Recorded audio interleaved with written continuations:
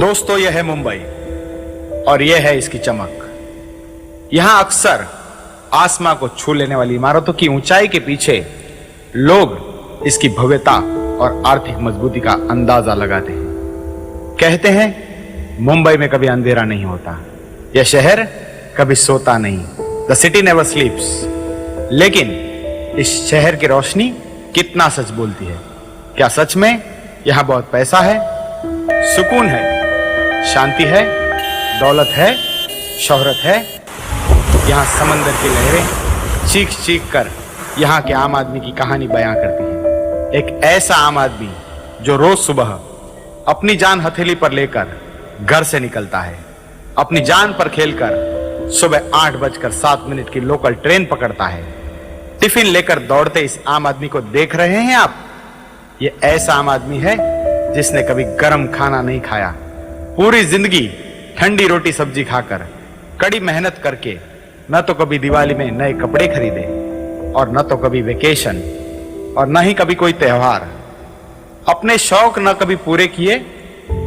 ये मुंबई का आम आदमी इतनी मेहनत क्यों करता है? क्या है उसका लक्ष्य और क्या चाहता है वो इस जिंदगी से?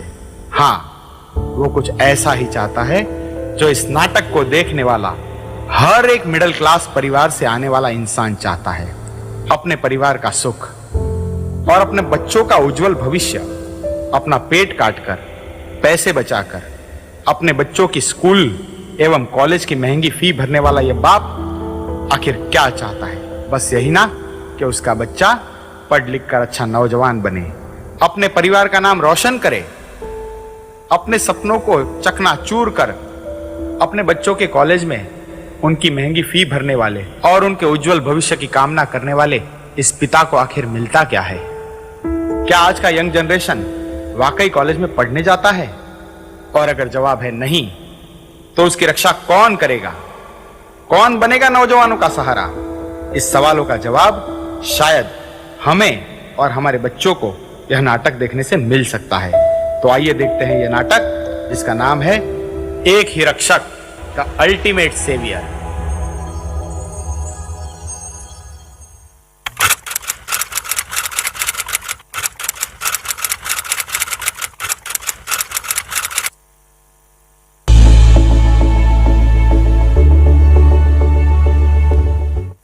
हे मेरी जान, क्या बात है ले, एकदम छावा दिख रेला है। आज तो प्रपोज करिस डाल। हैंडसम तो मैं बचपन से ही हूँ, लेकिन आज इस पागल दिल का हाल क्या बयां करूँ। जहाँ देखूँ वहाँ उसी को देखता हूँ। बस एक बार वो हाँ कर दे तो पूरे कॉलेज में पार्टी दूंगा, पार्टी। अरे हाँ हाँ, पार्टी तो तू देगा ही ना। तेरे पापा मुकेश अंबानी जो ठहरे। अरे छोड़ ना यार, पूरा दिन पैसे ही गिनते रहता है। पक्का गुज्जू ही है रे तू। देखता नहीं अपना भाई आज कितना खुश है। ए मोंटी, तेरी सेटिंग हो जाए ना तो तेरी वाली की फ्रेंड है ना, वो गोरी वाली, थोड़ी मोटी भी है ना, उसका सेटिंग मेरे साथ भी लगा देना प्लीज। अपने इस दिल में भी कुछ कुछ होता है यार। हाँ भाई हाँ, इसकी भी सेटिंग लगा दे। देख क्या चिकना है अपना भाई। गॉगल पहना है तो समझ में भी नहीं आ रहा है कि उसने पहना है कि नहीं। क्या कलर दिया ऊपर वाले ने, इसकी नजर ना लग जाए मेरे भाई को। छोड़ना भाई, अपना भाई काला है तो क्या हुआ, दिल वाला है। एक नंबर भाई, मेरे दिल का हाल सिर्फ तू ही समझ सकता है यार।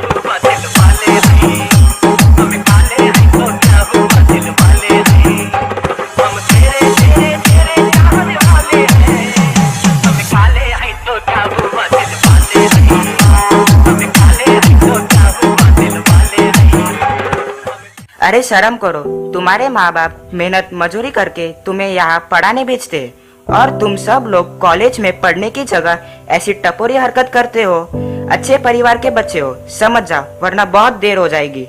अबे ओ बुढ़ऊ, अपना काम कर, वरना एक पड़ेगी ना तो यही अंतिम संस्कार करना पड़ेगा।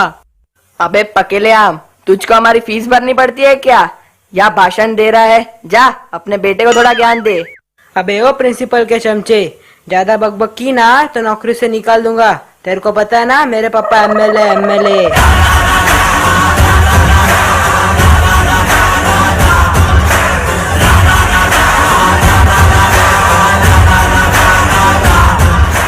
खबरदार, एक कदम भी किसी ने आगे बढ़ाया ना तो सारे हाथ पैर तोड़ दूंगा। राम काका, आप भी किसके मुंह लगते हो?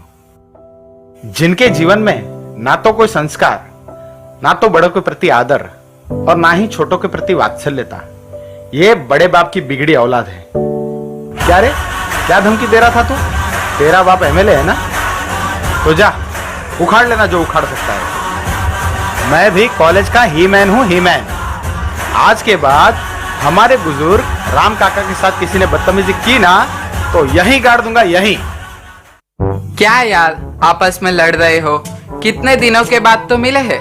ऑनलाइन लेक्चर ने तो जीना हराम कर रखा था। 4 दीवारों में बंद लैपटॉप के सामने देखते देखते मैं तो पक गया था। मुश्किल से ऑफलाइन कॉलेज शुरू हुआ है और उसमें भी लड़का टाइम क्यों वेस्ट करना।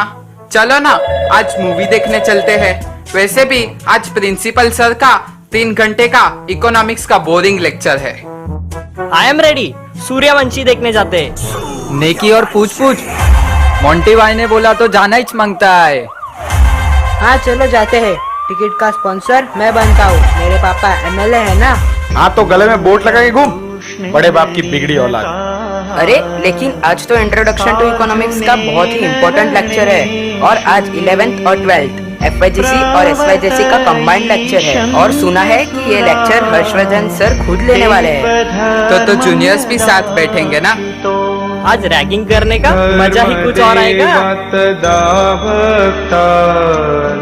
अहम नारायणो मुनिः जानिषे कौशले देशे भूमो हि समगो द्विजः मुनिशापमृतां प्राप्ता नृषिस्तात तथोद्धवम् ततो वीतासुरेभ्योऽहम्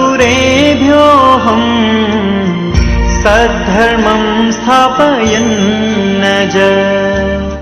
अक्षर भैया, आज हमारा कॉलेज का पहला दिन है।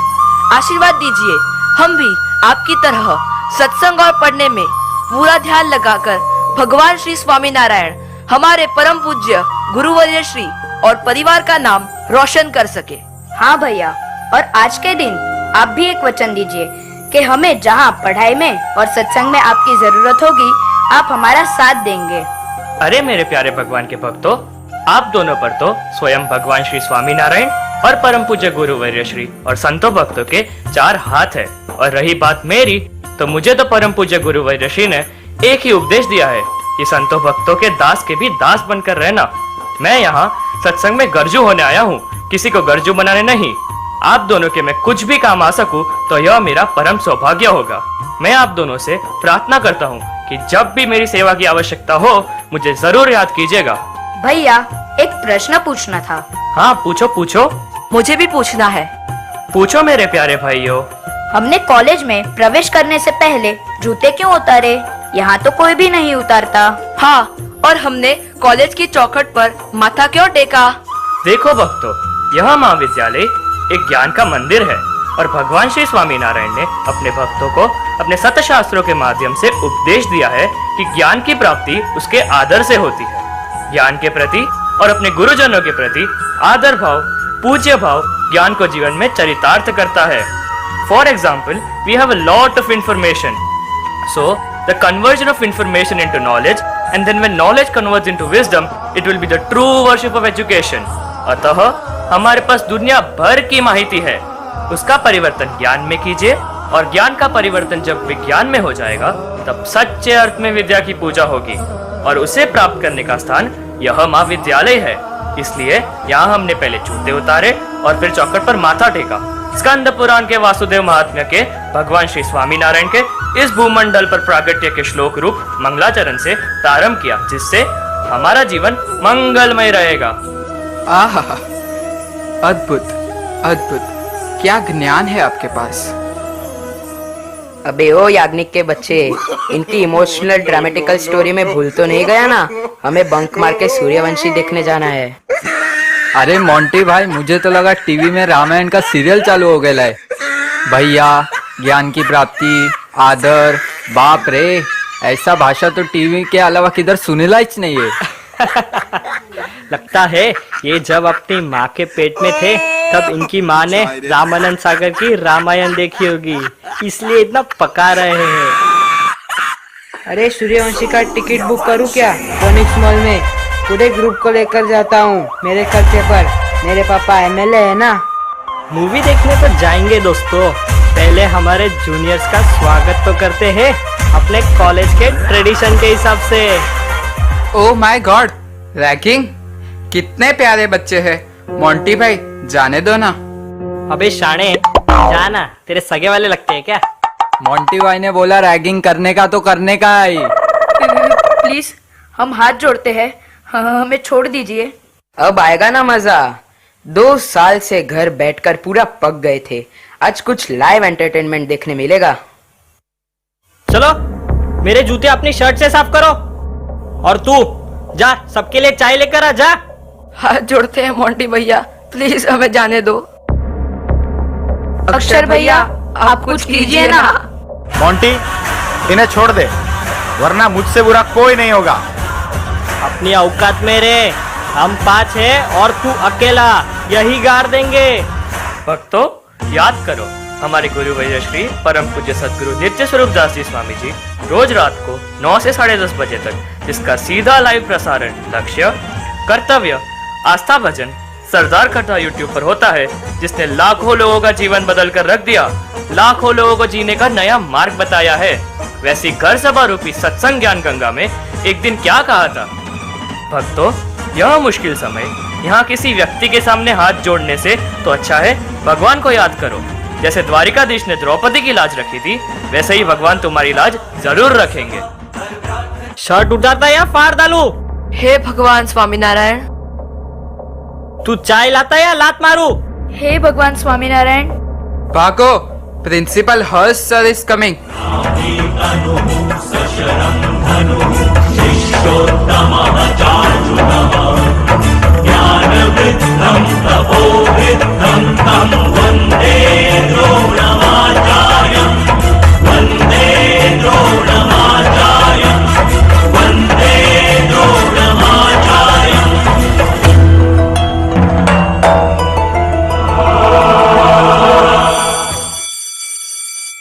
Hello and good morning, students.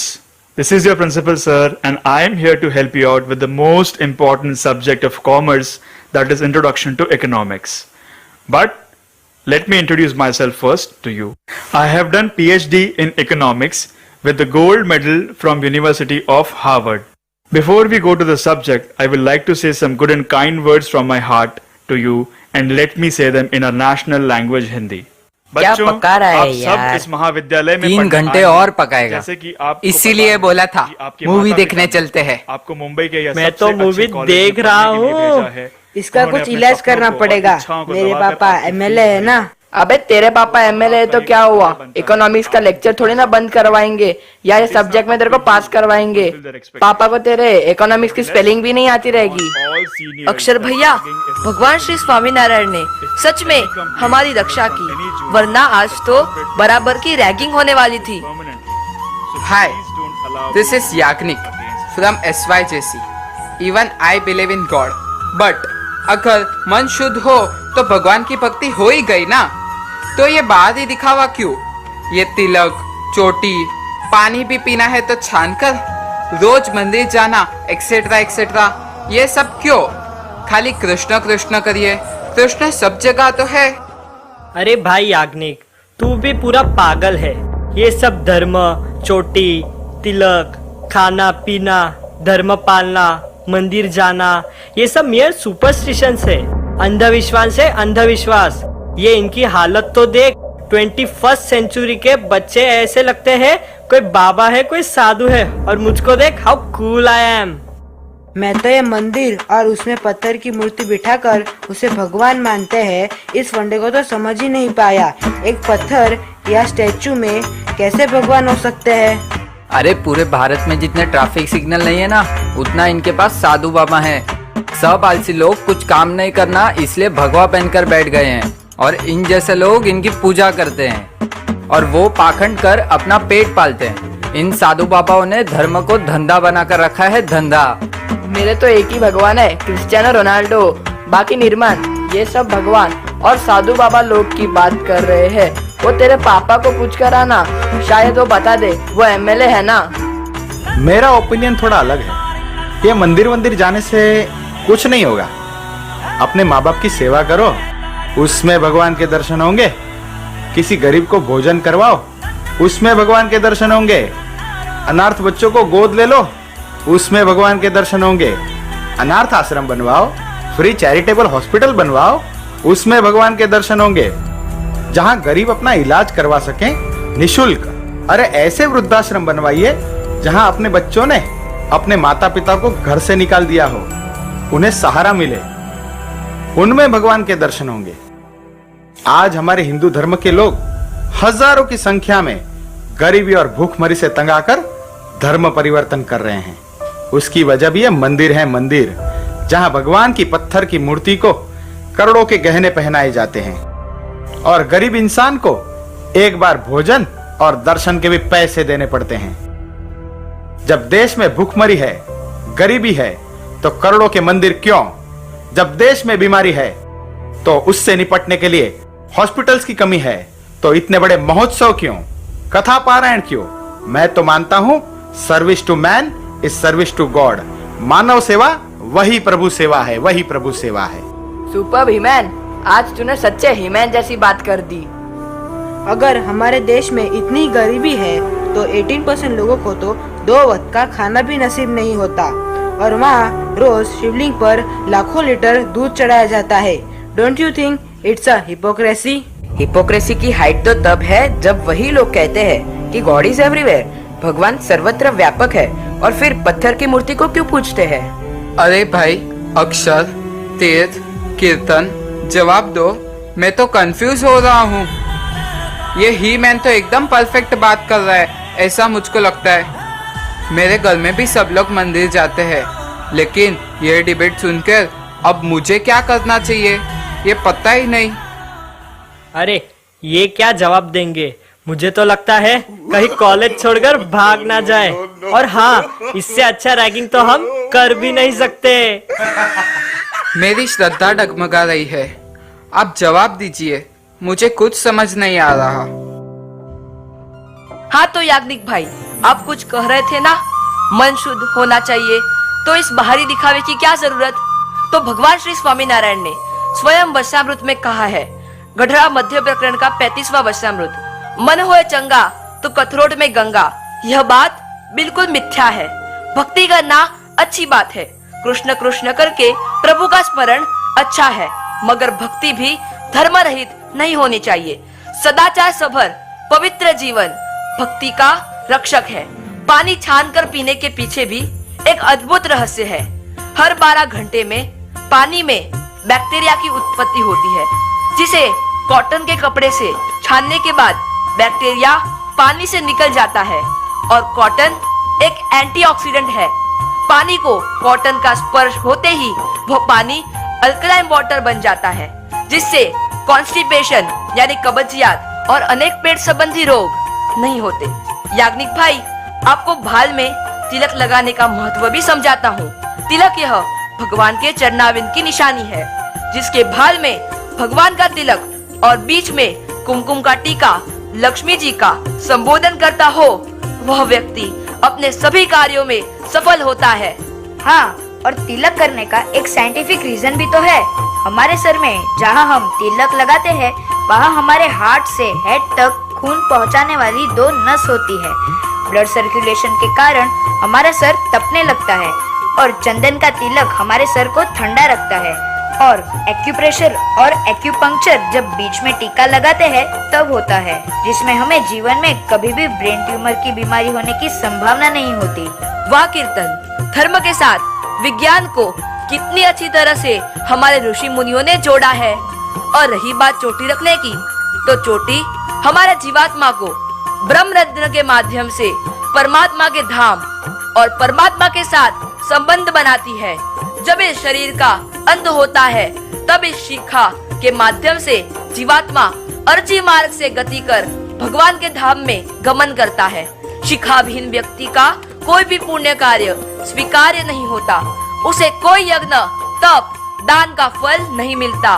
तो आज से शिखा रखना शुरू और तिलक करना शुरू याग्निक भाई। मोंटी, तूने कहा था ना, look how cool I am. और हम साधु संत जैसे ओल्ड फैशन दिखते हैं, तो इस शरीर को तुम ऐसे तंग कपड़े पहनकर या अपना अंग दिखाकर बहन बेटियों को अपनी ओर आकर्षित कर अपने आप को बॉलीवुड का हीरो समझने की नादानी कर रहे हो। मगर तुम्हें पता है, यह स्त्रियों के साथ यह विचार का पाप किया तो नरक में लोहे के गरम स्त्री के पुतले को गले लगाना पड़ेगा, तब बहुत देर हो जाएगी भाई। इसलिए स्वामी विवेकानंद कहते थे, if wealth is lost nothing is lost, if health is lost something is lost, but if character is lost everything is lost. चारित्र्य जिसका खत्म, वो व्यक्ति भले बाहर से कितना भी सुंदर हो, अंदर से खोखला है, खोखला। इसलिए तो हमारे गुरु ऋषि ने हमें एक अद्भुत वाक्य उपदेश के रूप में दिया है कि मैं इत्र से महकूं ये दस्तूर नहीं मेरे जीवन का, मैं इत्र से महकूं ये दस्तूर नहीं मेरे जीवन का। मजा तो तब है जब खुशबू मेरे किरदार से आए, किरदार से। संत तुलसीदास भी रामचरितमानस में लिखते हैं, पर धन पत्थर मान पर नारी मात समान, फिर भी जो मेरा राम दर्शन ना दे तो ये तुलसी दास जमान, ये तुलसी दास जमान। इसलिए कहता हूँ मोंटी, सुधर जाओ, अब भी बाजी हाथ में है। हाँ निर्माण, तुम्हें मूर्ति पूजा समझ में नहीं आ रही क्यों? तेरे पापा एमएलए है, जब इलेक्शंस नजदीक आते हैं तो वो सब मंदिरों में दर्शन करने और साधु संतों का आशीर्वाद लेने पहुंच जाते हैं। थोड़ा उनसे सीख लिया होता। खैर कोई बात नहीं, तेरी शंका का समाधान मैं कर देता हूँ। तेरे सेलफोन में तेरे एमएलए पापा की फोटो है? हाँ है। उसे ओपन कर। अब उस फोटो को एक जोर से चाटा मार। कीर्तन, बिहेव योरसेल्फ और I will. Okay, no problem dear. उस फोटो को प्यार से किस कर। Okay, I will do it. तो अब मुझे बात बता निर्माण, एक नॉन लिविंग पापा की फोटो को चाटा मारना अपमान है और उस फोटो को किस करना प्यार। तो सोच, मंदिर में जिस मूर्ति की प्राण प्रतिष्ठा होती है, उस मूर्ति को अपना इष्टदेव मानकर भक्त अपने भगवान का श्रृंगार करते हैं, उसे भोजन करवाते हैं, उसे जल पिलाते हैं। तो यह उसकी भक्ति को भगवान उसके भाव को अपनी मूर्ति द्वारा स्वीकारित करते हैं। जैसे हवा सब जगह है, एक सुई जितनी जगह भी हवा के विहीन नहीं है, लेकिन फिर भी हमें पंखा या एसी चालू करने के बाद ही सुकून मिलता है ना। ठीक वैसे ही भक्तों को मंदिर आकर भगवान के दर्शन करने से ही सुकून मिलता है। हाँ विक्की, तुम वे क्या कह रहे थे? भारत में जितने ट्रैफिक सिग्नल है उतने इस देश में साधु बाबा है, राइट? कितनी सही बात कही तुमने। भारत तो साधु पुरुषों की धरती है। यह भारत भूमि इतनी भाग्यवान है कि यह साधु पुरुषों की जनेता है। याद रखना विक्रम, हम कोई वानरों के वारसदार नहीं, यह पाश्चात्य संस्कृति की विचारधारा है। हम तो लाखों वर्षों पुरानी ऋषि परंपरा की संतान है। ऐसी महान संत परंपरा हमें विरासत में मिली है। बॉलीवुड की मूवी देखकर उनकी इस्लामिक विचारधारा को सत्य मानकर तुम भारतवर्ष के महान संतों का भयंकर अपमान कर रहे हो। हमारे कवियों ने तो संतों के बारे में ऐसा लिखा है, यदि संत न होत इस ब्रह्मांड में तो जल जात यह ब्रह्मांड, यदि संत न होत इस ब्रह्मांड में तो जल जात यह ब्रह्मांड। ज्ञान केरी लहर में वे तो ठार ठामो ठाम, वे तो ठार ठामो ठाम। यदि संतों की भेंट परमात्मा ने इस ब्रह्मांड को न दी होती तो माया के दुष्प्रभाव से हमारी रक्षा कौन करता, कौन बचाता हमें? संतों ने गांव-गांव, शहर-शहर, देश विदेशों में घूमकर पापी और पतित जीवात्माओं को व्यसन, दुराचार, कुलक्षण, अंधविश्वास जैसे दूषणों से बचाया है। जानवर से बदतर जीवन जीने वाले इंसान को सच्चे अर्थ में मानव और फिर भक्त बनाया है। भूख लगे तब खाना यह प्रकृति है, भूख न लगे तब भी खाना ये विकृति है, और भूखे रहकर भी औरों को भोजन कराना यह हमारे संतों की संस्कृति है, यह हमारे संतों की संस्कृति है। तुम्हें ज्ञान नहीं इस बात का, इसलिए बता दूं, हमारे गुरुवर्य श्री परम पूज्य सद्गुरु नित्य स्वरूप दास जी स्वामी जी ने सरदार धाम में विशाल मंदिर का निर्माण करवाया है। साथ ही इस मंदिर द्वारा मेरे और तुम्हारे जैसे विद्यार्थी यहाँ रह सके और भोजन प्राप्त कर सके, वैसी 1200 से अधिक विद्यार्थियों की व्यवस्था की है। प्रतिवर्ष कोई भी चार्ज लिए बिना निशुल्क बिल्कुल फ्री रहने के लिए 3 स्टार होटल से अच्छी सुविधा पवित्र शुद्ध देसी घी से बने 2 मिष्टान युक्त भोजन तथा 2 सब्जी 2 फरसाण रोज बच्चों को प्रेम से भोजन रूपी महाप्रसाद में परोसे जाते हैं। साथ में जितनी बार नाश्ता करना हो उसकी भी छूट। इतना ही नहीं, विद्यार्थियों को पढ़ाई में विक्षेप न हो इसलिए कपड़े भी उनके रूम से जमा कर लिए जाते हैं। उन्हें धोकर इस्त्री कर वापस उनके रूम तक पहुंचा दिए जाते हैं। अधिक में कॉलेज जाने के लिए और वहां से आने के लिए विद्यार्थियों को कोई तकलीफ न हो इसलिए संस्था ने बस की व्यवस्था की है। यह कोई दंत कथा नहीं है मित्रा, गूगल पे सर्च करोगे तो तुम्हें पूरी जानकारी मिल जाएगी। यह मानव सेवा कार्य हमारे गुरु परम पूज्य सद्गुरु श्री नित्य स्वरूप दास जी स्वामी पिछले 15 वर्षों से करते चले आ रहे हैं। आज के दिन तक 20,000 से ज्यादा गरीब और सामान्य घर के बच्चों को इस धाम द्वारा परम पूज्य स्वामी जी ने विद्यादान देकर लाभान्वित किया है। और हमारे गुरुवर्य श्री का लक्ष्य केवल बच्चों को फ्री में पढ़ाकर doctor, engineer, MBA, CA, lawyer यह बनाना नहीं है। उनका लक्ष्य तो इन विद्यार्थियों को सत्संग और परमात्मा की भक्ति करवाकर उन्हें एक सच्चा भक्त, देश का वफादार नागरिक और अपने माता पिता और परिवार की संपूर्ण जिम्मेदारी निभाए ऐसा एक आदर्श नौजवान तैयार करना है। मुझे कहते आनंद होगा कि परम पूज्य गुरुवर्य श्री ने 20,000 से ज्यादा ऐसे भारत के नौजवान तैयार किए हैं जो अपने आप में स्वयं चैतन्य मंदिर है। हमारे इष्ट देव भगवान श्री स्वामी नारायण ने अपने श्रीमुख से वरताल के 19वें वचनामृत में अद्भुत बात लिखी है। यह पृथ्वी कभी संत विहीन नहीं हो सकती, यह पृथ्वी कभी बाज नहीं हो सकती। जब जब इस पृथ्वी पर हमारा जन्म होता है तब तब भगवान के ऐसे सच्चे संतों का विचरण इस पृथ्वी पर अवश्य होता है।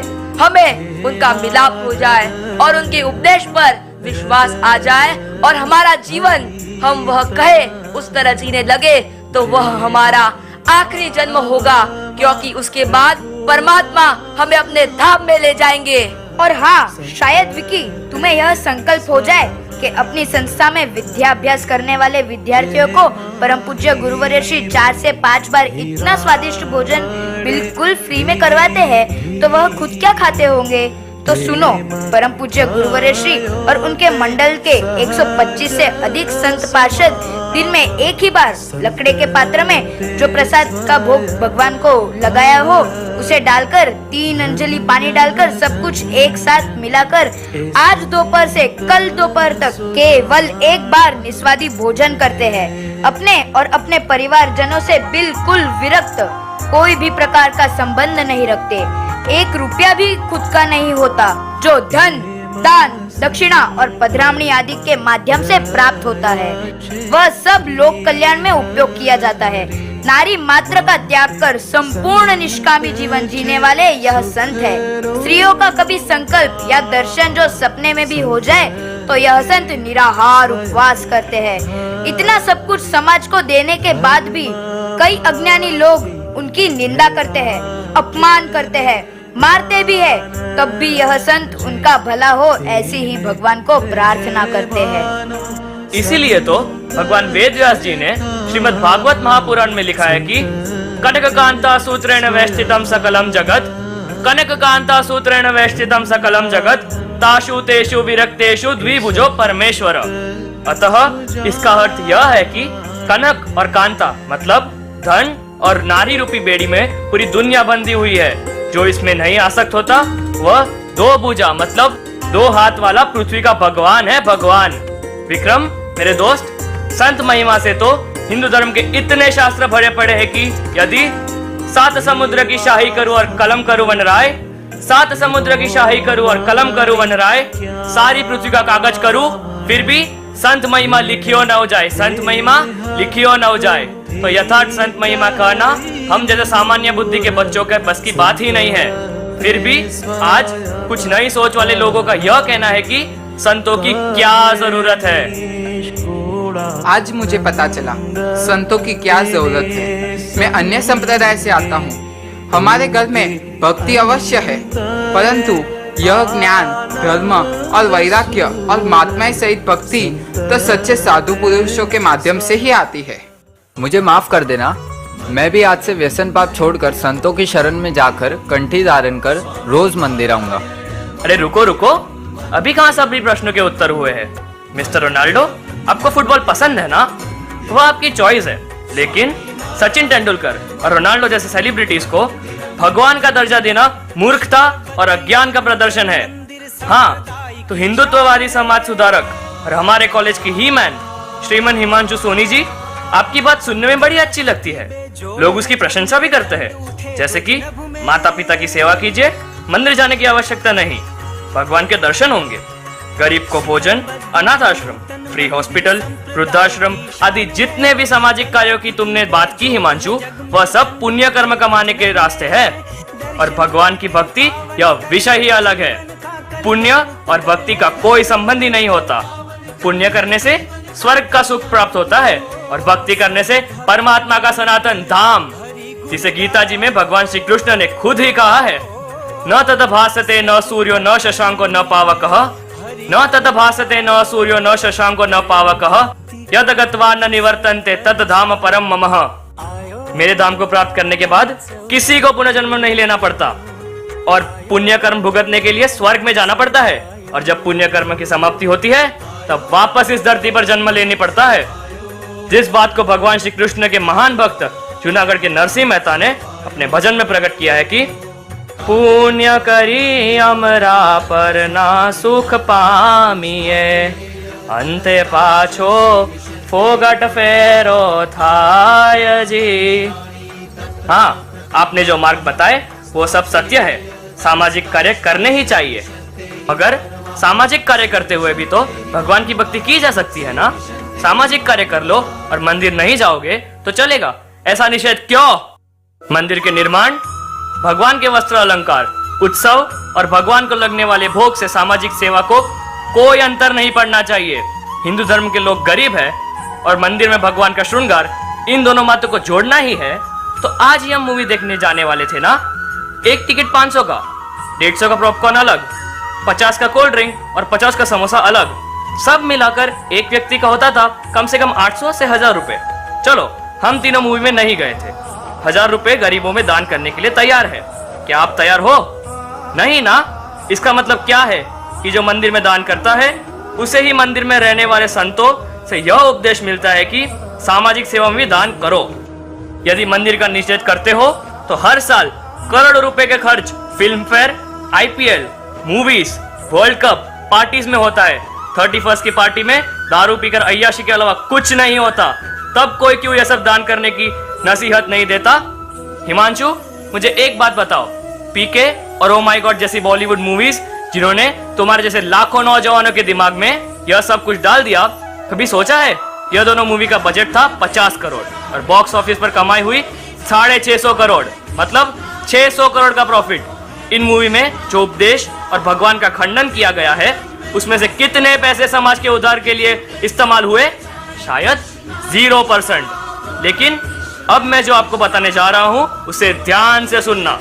चलो माना, मंदिर में करोड़ रुपए के नहीं, हमारे स्वामीनारायण संप्रदाय की राजधानी वड़ताल धाम द्वारा वड़ताल मंदिर में हमारे उपास्य इष्ट देव स्वरूप श्री हरिकृष्ण महाराज एवं लक्ष्मी नारायण देव आदि सभी मूर्तियों के करोड़ों रुपए के वस्त्र, आभूषण और जवेरात है। परंतु उसी वड़ताल मंदिर द्वारा आज जबरदस्त मल्टी स्पेशलिटी हॉस्पिटल चल रहा है, और वो भी बिल्कुल मुफ्त।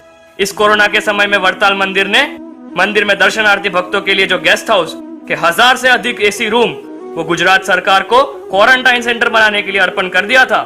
साथ ही कोरोना के समय में वड़ताल धाम द्वारा शाक भाजी वितरण निःशुल्क, टिफिन सेवा निःशुल्क, गरीब दर्दी को कोरोना ट्रीटमेंट निःशुल्क। इतना ही नहीं, समस्त स्वामीनारायण संप्रदाय द्वारा कोरोना के समय में प्राइम मिनिस्टर रिलीफ फंड में 50 करोड़ से भी अधिक धनराशि जमा की गई। और यहाँ सरदार धाम में भी कोरोना के समय हमारे गुरु परम पूज्य सदगुरु नित्य स्वरूप दास जी स्वामी जी द्वारा निःशुल्क कोविड हॉस्पिटल चालू किया गया था, और हमेशा के लिए यहाँ एक निःशुल्क चैरिटेबल हॉस्पिटल गरीब लोगों की सेवा के लिए बनाया गया है। जिस तरह सरदार में परम पूज्य गुरुवर्य श्री ने निःशुल्क छात्रालय बनाया है, ठीक उसी तरह वड़ताल धाम के माध्यम से परम पूज्य सदगुरु नित्य स्वरूप दास जी स्वामी द्वारा विद्यानगर में भी 1000 से ज्यादा विद्यार्थी रह सके और भोजन कर सके, ऐसा छात्रालय निर्माणाधीन है, जिसका कार्य केवल 1 वर्ष में पूरा हो जाएगा।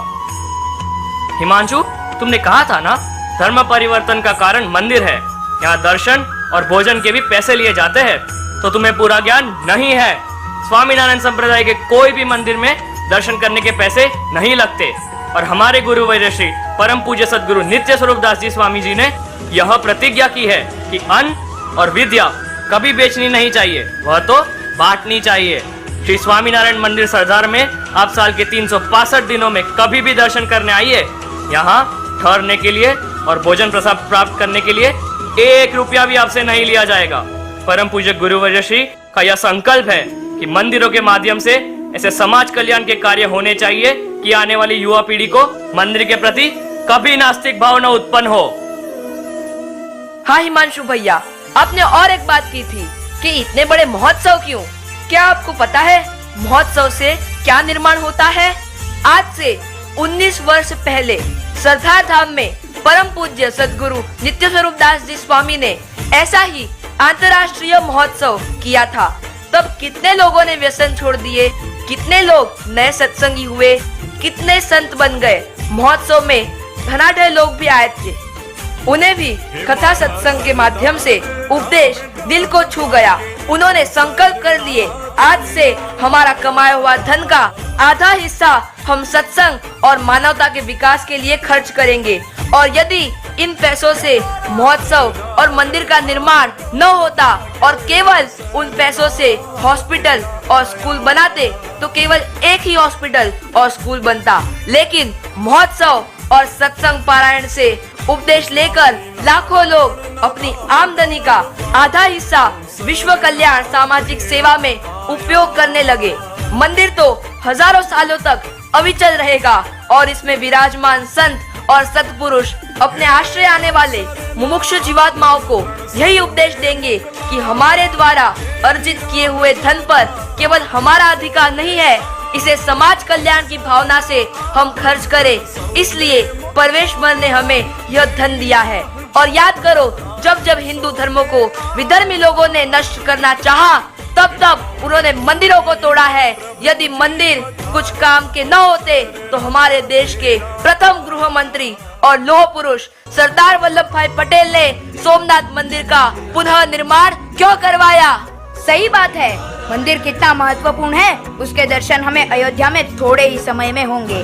जब हमारे शक्तिशाली प्रधानमंत्री श्री नरेंद्र मोदी और समर्थ गृह मंत्री श्री अमित शाह द्वारा भव्य से अति भव्य मर्यादा पुरुषोत्तम भगवान श्री रामचंद्र के मंदिर का उद्घाटन होगा। आज हमारा धर्म मंदिर के माध्यम से ही सुरक्षित है। निर्माण, तेरा प्रश्न था ना, शिवलिंग पर दूध क्यों चढ़ाते हैं? तो वह हमारी आस्था है। यह आध्यात्मिक कारण है, क्योंकि शिव जी ने इस संसार को बचाने के लिए विष पिया था और उनके शरीर में पीड़ा कम हो, इसलिए दूध का अभिषेक किया जाता है। और शिवलिंग पर दूध चढ़ाने का वैज्ञानिक कारण भी सुनो मेरे दोस्त। शिवलिंग एक बहुत अच्छा रिएक्टर है। उस पर दूध चढ़ाने से वातावरण में सकारात्मक ऊर्जा प्रकट होती है, साथ ही साथ ऑक्सीजन की मात्रा भी बढ़ाती है। एक छोटा सा 20 रुपए का दूध का ग्लास शिवलिंग पर क्या चढ़ा दिया, तुम लोगों को गरीबों की याद आने लगी। तब गरीब कहाँ जाते हैं? जब इस देश में लोग रोज करोड़ों की शराब पी जाते हैं। तब सेक्युलर लोग कहाँ जाते हैं? जब जिस गाय के दूध को वेस्टेज पर इतनी बहस होती है, उसे लाखों की संख्या में काट दिया जाता है। अरे भाइयों, आपने तो हमारी आंखें खोल दी। सच में आप में ऐसे संस्कार आए कहाँ से? मैं सच में अपने आप को हीमैन समझता था, सोचता था मैं जो सोचता हूँ वही सच है। Today you have broken my prejudice. आज आपने मेरी मान्यताओं को सुधारा है। सच्चे अर्थ में आज आपने मेरी आंखें खोल दी है। दोस्तों, शर्मिंदा होने की कोई जरूरत नहीं। हमने कुछ नहीं किया है। जो भी शब्द हमारे मुख से निकले हैं वह हमारे मंदिर में और हम सबके हृदय में प्रत्यक्ष विराजमान, जिसे कहते हैं गॉड इज एवरीवेयर। रॉकी, जैसे पानी तो क्लाइमेट में मौजूद है, H2O, लेकिन प्यास तो उससे पीने से ही बुझती है। वैसे ही परमात्मा सर्वत्र व्यापक है, लेकिन सुकून और प्रेम उनकी मूर्ति के दर्शन से ही मिलता है।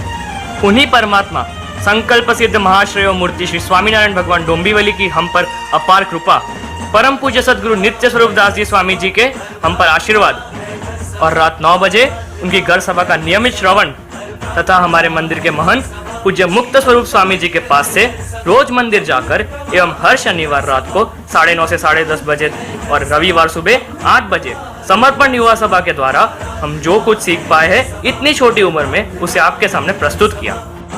मेरा तो यही मानना है कि जो हमें सच्चे अर्थ में हिंदू धर्म की रक्षा करनी है, हमारी भावी पीढ़ी की रक्षा करनी है, तो उसका एकमात्र उपाय है मंदिर में विराजमान भगवान और उनके संत, उनकी शरण में जाना। जिस बात को स्वयं भगवान श्री स्वामीनारायण ने वचनामृत मध्य प्रकरण के 27 में बताया है कि हमने त्याग और वैराग्य के पक्ष को गौण कर मंदिरों का निर्माण करवाया, जिससे उपासना का कोई खंडन न कर सके।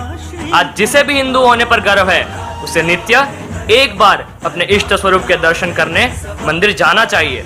उनके चिन्ह जैसे तिलक, शिखा आदि को धारण करना चाहिए।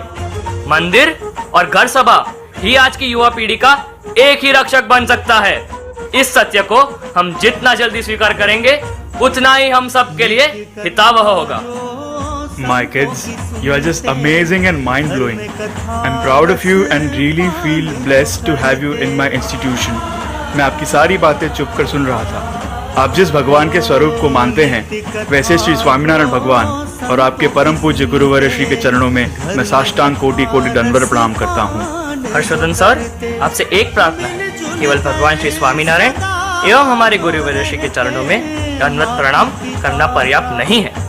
आज से 200 वर्ष पूर्व जिस मंदिर की परिकल्पना स्वयं सर्वोपरि भगवान श्री स्वामीनारायण ने की थी, वह सरदार धाम की पावन भूमि पर स्थित मंदिर का निर्माण कार्य पूरा हो चुका है और उसी मंदिर का अंतर्राष्ट्रीय मूर्ति प्रतिष्ठा महोत्सव तारीख 10 से 18 दिसंबर 2021 में अति भव्यता से मनाया जाएगा। अगर सच्चे हृदय से आप हम बच्चों पर प्रसन्न है, तो आपको तथा आपके पूरे परिवार को तथा हमारे पूरे कॉलेज स्टाफ और सभी स्टूडेंट्स को इस महोत्सव में अवश्य पधारना है। आपका सानिध्य हमारे लिए बहुत ही प्रसन्नता का अवसर होगा।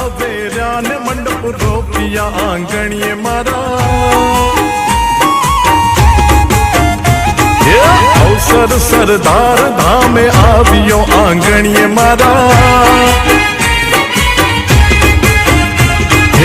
अवसर प्राण प्रतिष्ठानो आवियो आंगणिये मारा।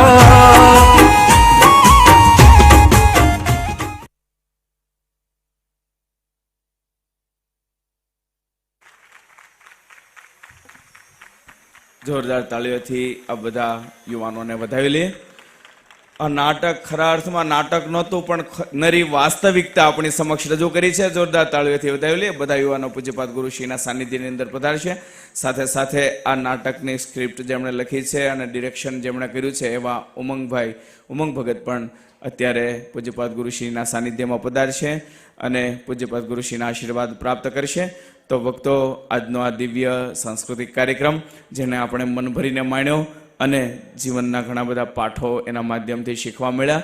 આવતીકાલે સવારથી જ સત્સંગ કથા વાર્તાની હેલી આ સભા મંડપની અંદર વહેવાની છે। સવારના 8 વાગ્યાથી પૂજ્યપાદ ગુરુશ્રીના શ્રીમુખથી શ્રીમદ સત્સંગી જીવનની કથા, ત્યારબાદ વ્યાખ્યાનમાળા વગેરે વગેરે દિવ્ય કાર્યક્રમ, એનો પણ બધા ભક્તો ખાસ લાભ લેજો। અને આવતીકાલનો રાત્રિ કાર્યક્રમ પણ ખૂબ દિવ્ય છે, એનો પણ બધા ભક્તો ખાસ લાભ લેજો।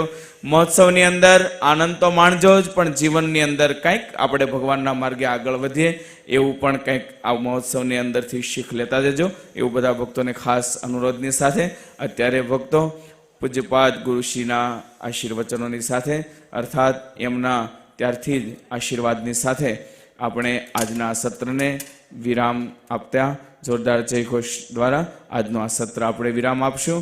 બોલો હરિ કૃષ્ણ મહારાજની જય, સ્વામિનારાયણ ભગવાનની જય, રાધા રમણ દેવની જય। આવતીકાલે બરાબર સવારે 8 વાગે પૂજ્યપાદ ગુરુશ્રી વ્યાસપીઠ ઉપર આરૂઢ થઈ આપણને સત્સંગ કથા વાર્તાનો દિવ્ય લાભ આપશે અને સંત દર્શનનો પણ લાભ મળશે, એવું બધા ભક્તો ખાસ અનુસંધાન રાખે।